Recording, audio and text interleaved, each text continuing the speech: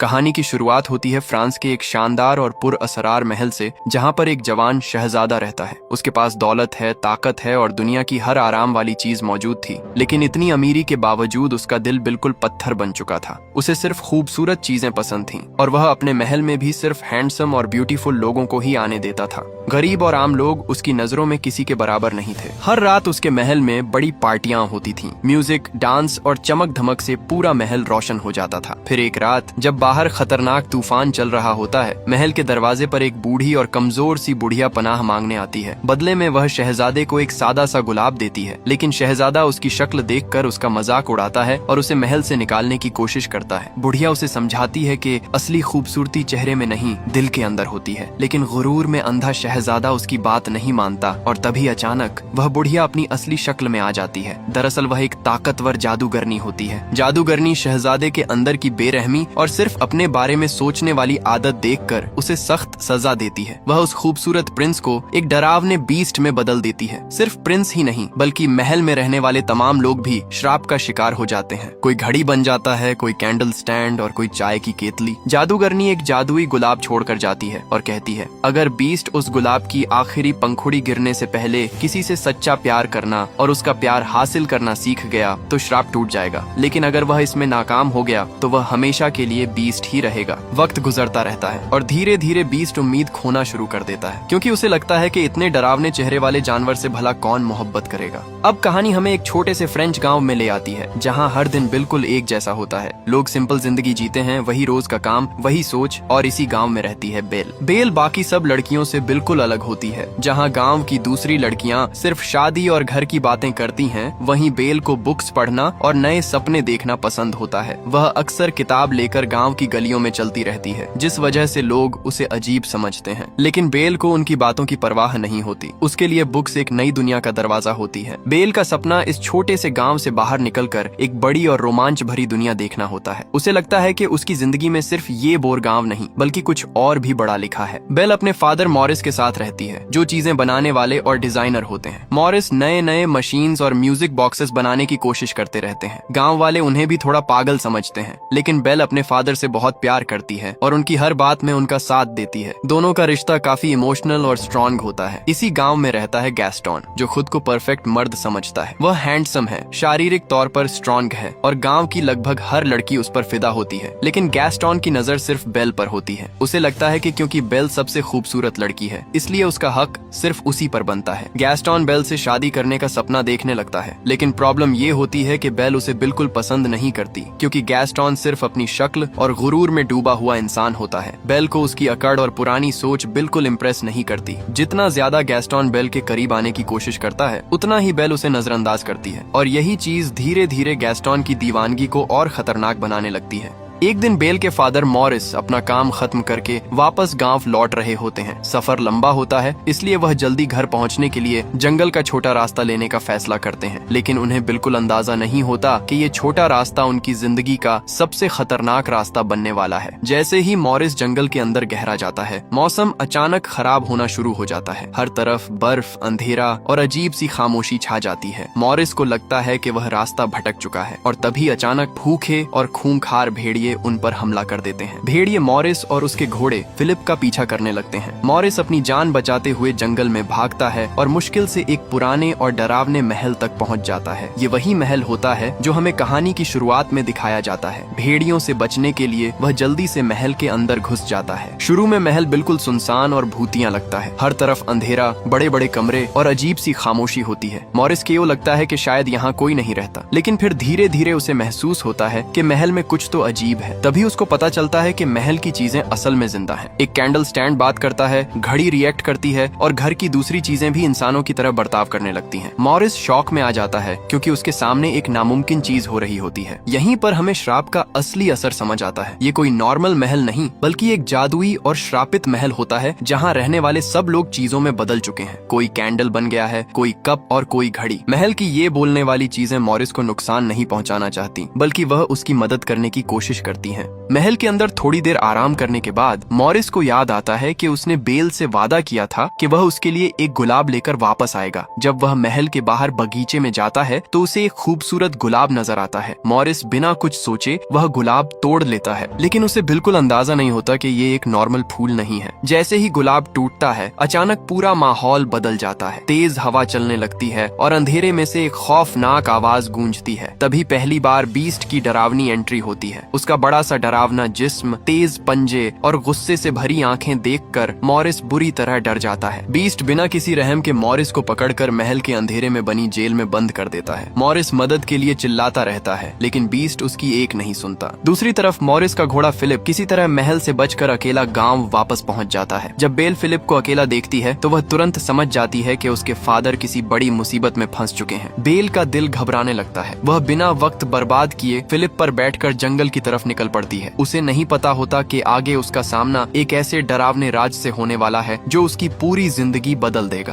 अपने फादर को ढूंढते ढूंढते बेल उस खौफनाक महल तक पहुंच जाती है। महल को देखते ही उसे अजीब सी फीलिंग आती है। हर तरफ सन्नाटा और अंधेरा छाया होता है, लेकिन बेल हिम्मत नहीं हारती और अंदर चली जाती है। जैसे ही वह महल के अंदर जाती है, उसका सामना एक और हैरान कर देने वाली चीज से होता है। एक बोलने वाली घड़ी, एक कैंडल स्टैंड और दूसरी अजीब जिंदा चीजें उसे देखकर हैरान हो जाती हैं। उन्हें लगता है कि शायद बेल वही लड़की है जो उनका श्राप तोड़ सकती है। बेल इन सब चीजों से कंफ्यूज होती है, लेकिन उस वक्त उसके लिए सबसे जरूरी अपने फादर को बचाना होता है। वह महल के अंदर आगे बढ़ती है और आखिरकार मॉरिस को एक अंधेरी जेल में बंद देखती है। मॉरिस बेल को देखकर शॉक हो जाता है और फौरन उसे वहां से भागने को कहता है, लेकिन तभी अचानक महल की दीवारों में एक खौफनाक आवाज गूंजती है और बीस्ट सामने आ जाता है। उसकी एंट्री इतनी डरावनी होती है कि बेल भी एक पल के लिए डर जाती है। बड़ा सा जिस्म, तेज दांत और जानवर जैसा चेहरा देखकर उसे समझ आ जाता है कि उसके फादर सच कह रहे थे। बीस्ट मॉरिस को चोर कहकर उसे हमेशा के लिए बंद रखने की बात करता है। बेल अपने फादर की हालत देखकर इमोशनल हो जाती है और बीस्ट से एक सौदा करती है। वह कहती है कि अगर बीस्ट मॉरिस को छोड़ दे तो वह खुद उसकी जगह बंद रहने के लिए तैयार है। मॉरिस अपनी बेटी को रोकने की बहुत कोशिश करता है, लेकिन बेल अपना फैसला कर चुकी होती है। बीस्ट भी उसकी बात मान लेता है और इसी तरह बेल अपनी आजादी छोड़कर खुद को बीस्ट के महल में हमेशा के लिए बंद कर देती है, सिर्फ अपने फादर की जान बचाने के लिए। ये मोमेंट मूवी का पहला बड़ा इमोशनल टर्निंग पॉइंट होता है, जहां बेल साबित करती है कि वह सिर्फ समझदार ही नहीं बल्कि बहुत बहादुर और दूसरों के लिए अपनी खुशी छोड़ने वाली लड़की भी है। बेल के बंद होने के बाद महल की बोलने वाली चीजें उसे आराम महसूस करवाने की कोशिश करती हैं। सबसे पहले बोलने वाला कैंडल स्टैंड और एक सख्त घड़ी बेल के पास आते हैं। दोनों को एक ही उम्मीद होती है कि शायद बेल ही वह लड़की है जो बीस्ट का दिल बदलकर उन सब का श्राप तोड़ सकती है। इसीलिए वह बेल के साथ तमीज से बर्ताव करते हैं और उसे महल का सबसे अच्छा कमरा देते हैं। जब बेल उस शानदार कमरे को देखती है तो वह हैरान हो जाती है। इतना बड़ा और रॉयल कमरा देखकर उसे यकीन नहीं होता कि एक डरावना बीस्ट इतनी अच्छी मेहमान नवाजी भी कर सकता है। महल की चीजें उसकी मदद करती हैं, उसके लिए कपड़े तैयार करती हैं और उसे महसूस करवाने की कोशिश करती हैं कि वह अकेली नहीं है। दूसरी तरफ क्लॉक और बाकी नौकर बीस्ट को समझाने लगते हैं कि अगर वह बेल के साथ प्यार और नरमी से बर्ताव करेगा तभी बेल उसे समझ पाएगी। वह बीस्ट को सलाह देते हैं कि गुस्से और डराने से कुछ नहीं होगा, उसे बेल का भरोसा जीतना पड़ेगा। काफी जोर देने के बाद बीस्ट अजीब तरीके से बेल को खाने के लिए बुलाता है, लेकिन उसका बदतमीज और हुक्म देने वाला अंदाज अभी भी सेम होता है। वह तमीज से पूछने के बजाय हुक्म देता है कि बेल उसके साथ खाना खाए। बेल उसकी बात सुनकर और ज्यादा परेशान हो जाती है। उसे लगता है कि बीस्ट सिर्फ एक बदतमीज और खतरनाक जानवर है, इसीलिए वह सीधा मना कर देती है और उसके साथ खाना खाने से इनकार कर देती है। बेल के मना करते ही बीस्ट का गुस्सा फिर से बाहर आ जाता है। वह चीख कर कहता है कि अगर बेल उसके साथ खाना नहीं खाएगी तो उसे खाना भी नहीं मिलेगा। यहीं से मुश्किल रिश्ते की असली शुरुआत होती है, जहां एक तरफ बीस्ट अपना गुस्सा कंट्रोल नहीं कर पा रहा होता और दूसरी तरफ बेल उसके अंदर के इंसान को बिल्कुल नहीं देख पा रही होती। कप और घड़ी बीस्ट को समझाने की कोशिश करते हैं कि अगर वह इसी तरह बर्ताव करता रहा तो बेल कभी उससे प्यार नहीं करेगी, और अगर बेल ने उससे प्यार नहीं किया तो सिर्फ बीस्ट ही नहीं बल्कि पूरा महल हमेशा के लिए श्रापित रह जाएगा। यही मूवी हमें श्राप की असली खतरनाकी दिखाती है। जादुई गुलाब की पंखुड़ियां धीरे धीरे गिर रही होती हैं। हर गिरती हुई पंखुड़ी के साथ नौकर और भी ज्यादा चीजों में बदलते जा रहे होते हैं। सबको डर होता है कि अगर आखिरी गुलाब की पंखुड़ी गिरने से पहले बीस्ट से किसी लड़की ने सच्चा प्यार नहीं किया तो तो उनको हमेशा के लिए यही श्रापित जिंदगी गुजारनी पड़ेगी और कोई भी वापस से इंसान नहीं बन सकेगा। दूसरी तरफ बेल के फादर मॉरिस किसी तरह महल से बचकर गांव वापस पहुंच जाते हैं। वह घबराहट में लोगों को बताते हैं कि जंगल में एक डरावना बीस्ट रहता है जिसने बेल को बंद कर लिया है, लेकिन गांव वाले उसकी बात सीरियसली लेने के बजाय उसका मजाक उड़ाना शुरू कर देते हैं। किसी को यकीन नहीं होता कि बोलने वाली चीजें और बीस्ट जैसी चीजें असल में मौजूद हैं। सब मॉरिस को पागल समझने लगते हैं। वह जितनी ज्यादा मदद मांगता है लोग उतना ही हंसने लगते हैं। इसी हालत का फायदा गैस्टोन उठाता है। वह सबके सामने एक झूठा हीरो बनने की एक्टिंग करता है और दिखावा करता है कि वह बेल को बचाने के लिए तैयार है। मॉरिस परेशान होता है, इसलिए वह गैस्टोन की बात मान लेता है, लेकिन असल में गैस्टोन का मकसद बेल को बचाना नहीं होता, बल्कि उसे इम्प्रेस करना और उस पर अपना हक जमाना होता है। उसके दिमाग में सिर्फ एक ही बात चल रही होती है, बेल को किसी भी तरह अपनी बीवी बनाना। यहाँ से मूवी का खतरा और भी बढ़ जाता है। एक तरफ महल में श्राप का वक्त खत्म हो रहा होता है और दूसरी तरफ गांव में गैस्टोन अपनी स्वार्थी प्लानिंग शुरू कर चुका होता है।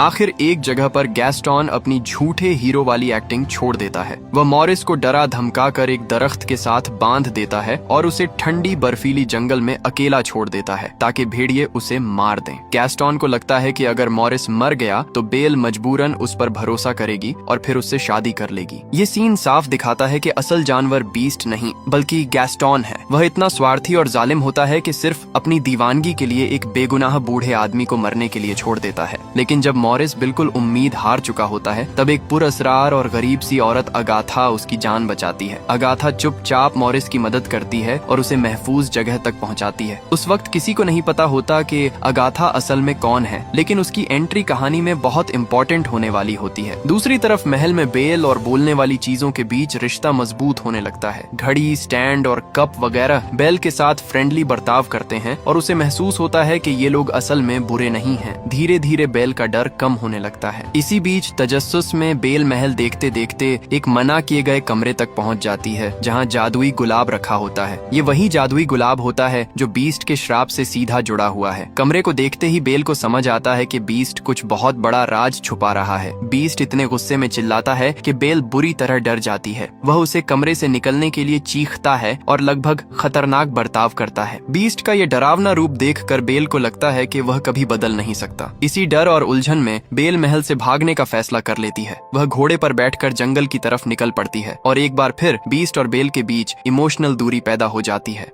महल से भागने के बाद बेल जंगल के खतरनाक रास्ते से निकलने की कोशिश करती है, लेकिन रात का अंधेरा, बर्फ और खौफनाक आवाजें उसे और ज्यादा डरा रही होती हैं। तभी अचानक कुछ खूंखार भेड़िए उस पर हमला कर देते हैं। भेड़िए बेल और उसके घोड़े को घेर लेते हैं। बेल बचने की बहुत कोशिश करती है, लेकिन भेड़िए हर तरफ से उसके करीब आने लगते हैं। कुछ ही पल में हालत इतनी खतरनाक हो जाती है कि लगता है बेल जिंदा नहीं बच पाएगी और तभी अचानक बीस्ट वहाँ पहुँच जाता है। बिना अपनी जान की परवाह किए वह भेड़ियों पर टूट पड़ता है। बीस्ट पूरी ताकत से बेल को बचाने के लिए लड़ता है। उसका खतरनाक और जानवर वाला रूप पहली बार किसी को नुकसान पहुंचाने के लिए नहीं बल्कि किसी की जान बचाने के लिए इस्तेमाल होता है। लड़ाई बहुत जबरदस्त होती है। बीस्ट एक एक करके भेड़ियों को भगा देता है, लेकिन इस लड़ाई में वह खुद बुरी तरह जख्मी हो जाता है। उसके जिस्म पर गहरे जख्म लग जाते हैं और वह कमजोर होकर जमीन पर गिरने लगता है। बेल शौक में उसे देखती रहती है, क्योंकि पहली बार उसने बीस्ट के अंदर एक फिक्र करने वाली और दूसरों के लिए अपनी जान डालने वाली साइड देखी होती है। बीस्ट चाहता तो बेल को मरने के लिए छोड़ सकता था, लेकिन उसने अपनी जान खतरे में डालकर उसे बचाया। बेल का दिल धीरे धीरे बदलना शुरू हो जाता है। बेल बीस्ट को सहारा देते हुए मुश्किल से महल तक लाती है और उसके जख्मों का इलाज करना शुरू करती है। यहीं से उनके रिश्ते में पहली बार भरोसा बनना शुरू होता है। बेल को महसूस होता है कि बीस्ट सिर्फ एक डरावना जानवर नहीं बल्कि उसके अंदर कहीं न कहीं एक अच्छा इंसान भी छुपा हुआ है। इलाज के बाद दोनों धीरे धीरे एक दूसरे के साथ वक्त गुजारना लगते हैं। एक दिन उनके बीच बुक्स और शायरी को लेकर बात होती है। बेल को लगता था कि बीस्ट सिर्फ एक खतरनाक जानवर है, लेकिन उसे शौक तब लगता है जब बीस्ट किताबों और शायरी की बातें समझने लगता है। बीस्ट बताता है कि वह पढ़ा लिखा है और उसे भी बुक्स पसंद हैं। ये सुनकर बेल की उसके बारे में सोच और बदलने लगती है। पहली बार उसे महसूस होता है कि बीस्ट के अंदर सिर्फ जानवर नहीं बल्कि एक समझदार और अकेला इंसान भी छुपा हुआ है। फिर बीस्ट बेल को महल की सबसे जबरदस्त जगह दिखाता है, एक बहुत बड़ी रॉयल लाइब्रेरी। हजारों बुक्स से भरी भरी हुई वह लाइब्रेरी देखकर बेल सच में हैरान रह जाती है। उसकी आंखों में खुशी साफ नजर आती है क्योंकि बुक्स उसकी सबसे पसंदीदा चीज होती हैं। बीस्ट चुपचाप बेल को बताता है कि ये पूरी लाइब्रेरी अब उसकी है। ये सुनकर बेल इमोशनल और बहुत ज्यादा इम्प्रेस हो जाती है क्योंकि पहली बार किसी ने उसकी पर्सनैलिटी और उसके शौक को इतनी अहमियत दी होती है। यहीं से उनके बीच असली रिश्ता शुरू होता है। बेल को अब बीस्ट का डरावना चेहरा कम और उसके अंदर छुपा अकेला इंसान ज्यादा नजर आने लगता है और बीस्ट भी पहली बार महसूस करता है कि कोई उससे उसकी शक्ल के बिना फैसला किए उसे समझने की कोशिश कर रहा है।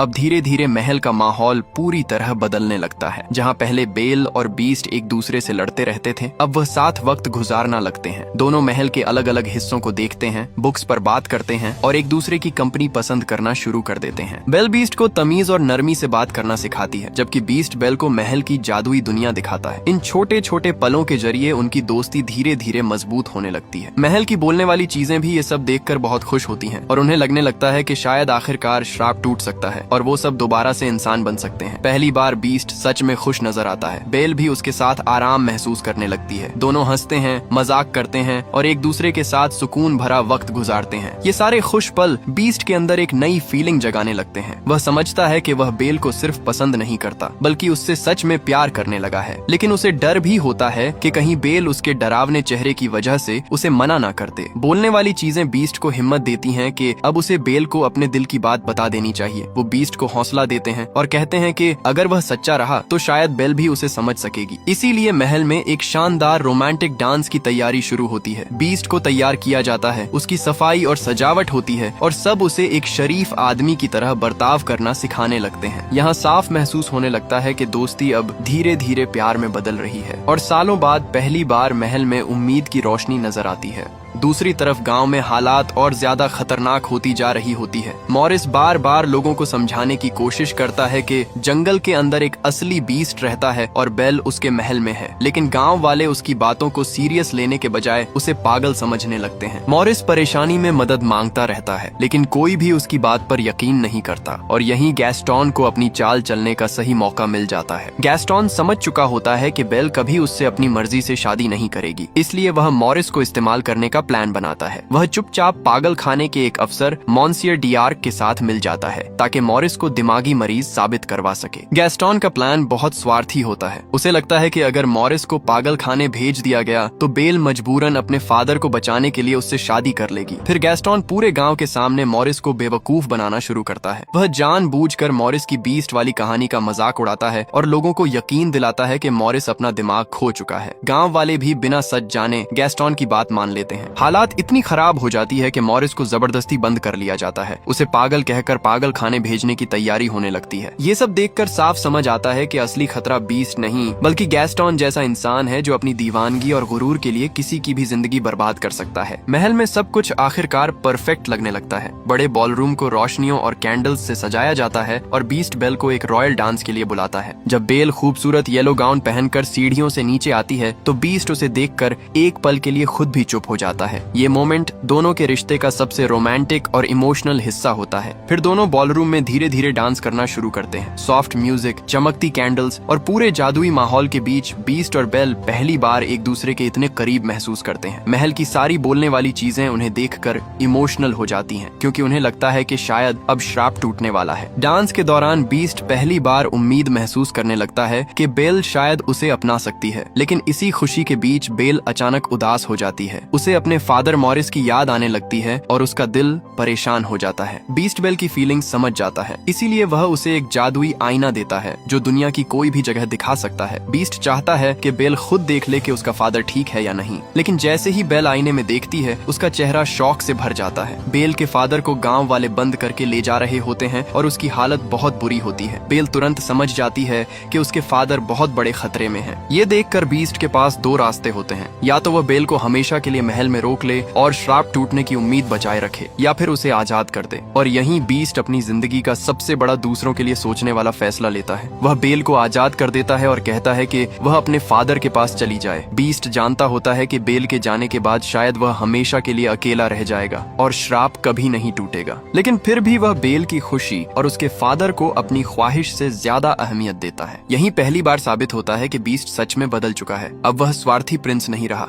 बल्कि किसी से सच्चा प्यार करना करना सीख चुका है। बीस्ट से आजाद होने के बाद बेल जल्दी से गांव वापस पहुंचती है और सबसे पहले अपने फादर मॉरिस को बचाने की कोशिश करती है। मॉरिस की हालत देखकर बेल इमोशनल हो जाती है, लेकिन गांव वाले अब भी उन दोनों की बातों पर यकीन नहीं कर रहे होते। सबको लगता है कि मॉरिस पागल हो चुका है और बेल भी उसकी अजीब कहानियों पर यकीन करने लगी है। गैस्टॉन इसी मौके का फायदा उठाता है और पूरे गांव को और ज्यादा बहकाना शुरू कर देता है, लेकिन इस बार बेल के पास सबूत होता है। वह बीस्ट का दिया हुआ जादुई आईना सबके सामने इस्तेमाल करती है। जैसे ही आईना चलता है उसमें असली बीस्ट नजर आता है। पूरा गांव शॉक में आ जाता है, क्योंकि अब उन्हें यकीन हो जाता है कि मॉरिस झूठ नहीं बोल रहा था। लेकिन हालात और खतरनाक तब हो जाती है जब बेल बीस्ट के बारे में बुरी बात करने के बजाय उसकी तारीफ करना शुरू करती है। बेल सबको बताती है कि बीस्ट खतरनाक जानवर नहीं बल्कि नरम दिल और अच्छा है। वह कहती है कि बीस्ट ने उसकी जान बचाई और उसके साथ कभी बुरा नहीं किया। ये सब सुनकर गैस्टॉन के अंदर जलन और गुस्सा फट पड़ता है। उसे समझ आ जाता है कि बेल दिल से बीस्ट के करीब जा चुकी है और ये बात उसका गुरूर बिल्कुल बर्दाश्त नहीं कर पाता। गैस्टॉन फौरन बात को उल्टा घुमाता है और गांव वालों को यकीन दिलाता है कि बीस्ट ने बेल पर काला जादू कर दिया है। वह लोगों के अंदर डर भर देता है और बीस्ट को पूरे गांव के लिए खतरा बता देता है। फिर गैस्टॉन अपनी ताकत का इस्तेमाल करके बेल और मॉरिस दोनों को बंद करवा देता है ताकि वह बीस्ट को खबर ना दे सके। बेल परेशानी में बचकर निकलने की कोशिश करती है, क्योंकि उसे पता होता है कि गैस्टॉन अब बीस्ट को मारने के लिए कुछ भी करेगा। गैस्टॉन पूरे गांव के अंदर इतना डर और नफरत भर देता है कि सब लोग बीस्ट को एक खूनी जानवर समझने लगते हैं। वह गांव वालों को भड़काता है कि अगर बीस्ट को अभी नहीं रोका गया तो वह उनके गांव और बच्चों के लिए खतरा बन जाएगा। धीरे धीरे पूरा गांव एक गुस्से भरी भीड़ में बदल जाता है। सब लोग मशालें, तलवारें और हथियार लेकर महल की तरफ निकल पड़ते हैं। गैस्टॉन खुद को उनका लीडर बनाकर सबको लड़ाई के लिए तैयार करता है। दूसरी तरफ महल में बोलने वाली चीजों को भी समझ आ जाता है कि गांव वाले हमला करने आ रहे हैं,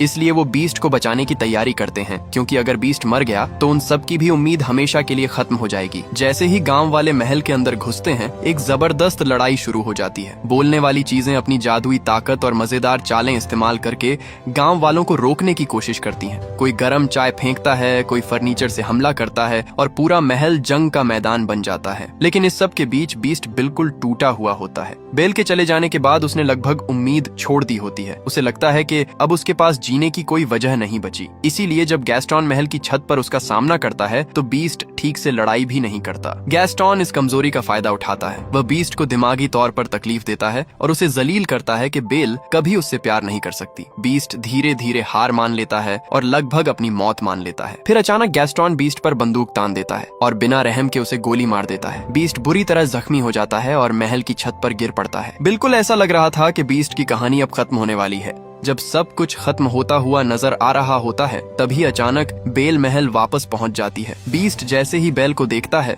उसकी आंखों में एक बार फिर जीने की उम्मीद जग जाती है। जो बीस्ट कुछ देर पहले हार मान चुका था अब दोबारा खुद को संभाल लेता है। बेल को देखकर बीस्ट के अंदर एक नई ताकत आ जाती है और वह आखिरकार गैस्टॉन का सामना करना शुरू करता है। दोनों के बीच महल की छत पर जबरदस्त लड़ाई होती है। वह आसानी से गैस्टॉन पर भारी पड़ने लगता है और कुछ ही देर में उसे पूरी तरह हरा देता है। बीस्ट चाहे तो उसी वक्त गैस्टॉन को मार सकता था, लेकिन उसने अब इंसानियत और रहम सीख ली होती है। बीस्ट गैस्टॉन को जिंदा छोड़ देता है और उसे वार्निंग देता है कि महल छोड़कर चला जाए। ये मोमेंट साफ दिखाता है कि बीस्ट अब असल जानवर नहीं रहा। उसने बदला और गुस्से के बजाय माफ करना सीख लिया है। जैसे ही बीस्ट बेल के पास वापस मुड़ता है गैस्टॉन पीछे से छुपकर बंदूक निकालता है और बीस्ट को गोली मार देता है। बीस्ट अचानक हमले से बुरी तरह जख्मी हो जाता है, लेकिन उसी वक्त गैस्टॉन का संतुलन बिगड़ जाता है। वह महल की खतरनाक ऊंचाई से नीचे गिरता है और वहीं उसकी मौत हो जाती है। यहाँ मूवी एक ताकतवर पैगाम देती है। असली जानवर वह नहीं जो दिखने में डरावना हो, बल्कि वह होता है जिसके अंदर इंसानियत मर चुकी हो। बीस्ट ने माफ करना सीखा, लेकिन गैस्टॉन अपनी नफरत और गुरूर की वजह से खुद तबाह हो गया।